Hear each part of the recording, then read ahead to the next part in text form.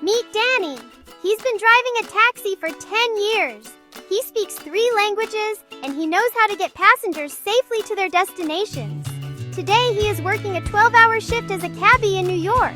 His first passenger is Carol. Carol needs a coffee every morning to get her day started. Danny navigates through traffic to get Carol where she wants to go.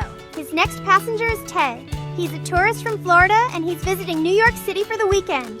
Ted is trying to see as many tourist attractions as he can.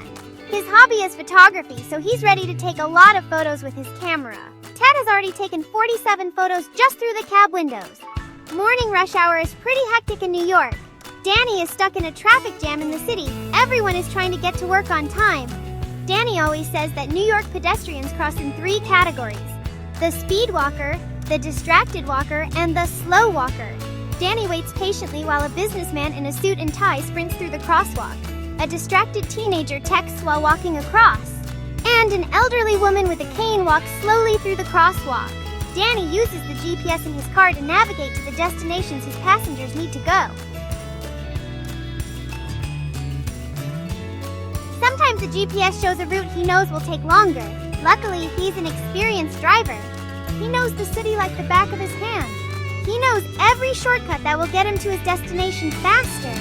He uses his 10 years of experience as a New York cabbie to take the fastest route. He loves finding the fastest way to get to where his passengers want to go. Driving in New York can be stressful, but an experienced cabbie can get you to where you need to go. Be sure to tip them and say thank you. Like and subscribe for more English learning adventures.